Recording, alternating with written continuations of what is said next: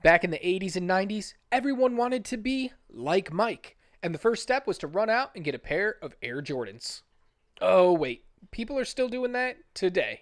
I'm Adam from Does It Hold Up? In Air, the story behind those shoes is in theaters now. Will it be an Oscar contender?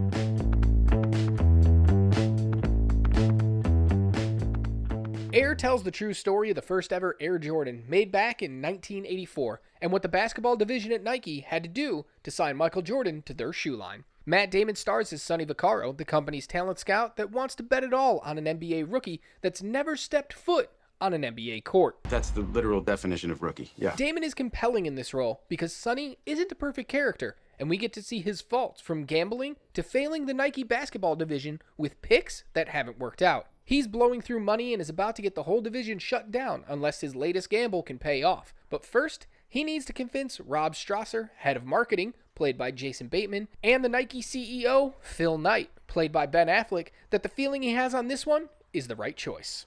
Going into the movie, you'd think, this can't be very interesting, since we all know exactly how the story ends. But this is an example of how sometimes it's about the journey and not the destination. Even knowing how everything ends doesn't take away from the drama and tension being built when Sonny wants to throw the entire basketball budget at a single player that is known for being an Adidas man. The struggle and true genius it took to make the deal that revolutionized so many aspects of marketing NBA players is what makes this an interesting film to watch. While the story was told in an interesting way, this could have still been a lackluster film if it weren't for the outstanding performances from all involved. Everyone played their roles wonderfully and no one tried to be the standout. Normally in big ensemble casts, there's always those one or two actors that try to outshine the rest.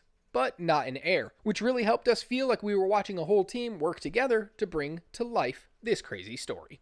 When it comes to chemistry, it's obvious that Matt Damon and Ben Affleck have been extremely close for years, and this movie just gives them more scenes to add to their reel of friendship. Their camaraderie makes their characters' working dynamics so intriguing to watch. But more impressive is the fact that Jason Bateman and Chris Tucker, who plays Howard White, the head of Nike's basketball division, were able to keep up as if they'd all been working together for years and years.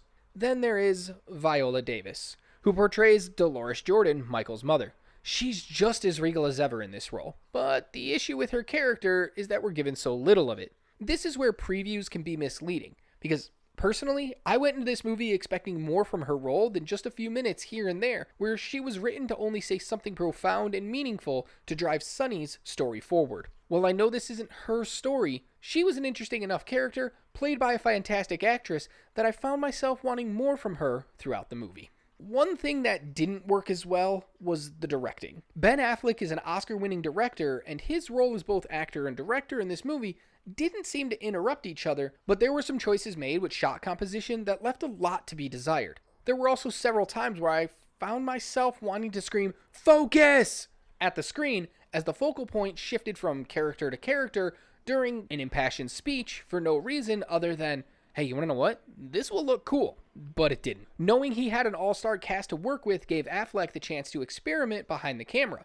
And not all of it looked as good as I'm guessing it did in his head. This was writer Alex Convery's first writing credit in Hollywood, and the script is one of the best parts of the entire movie. It was filled with a lot of emotional moments from Sonny. Okay, it's risky.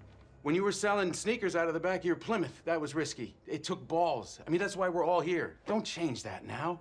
But even the rest of the cast, we get some great moments from them as well.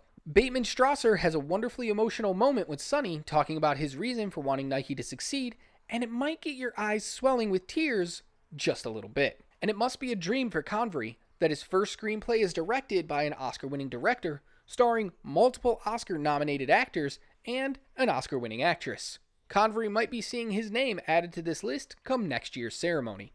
Overall, the excellent pacing and storytelling in Air makes it one of the best movies to be released so far in 2023. And because of that, we're giving Air an A.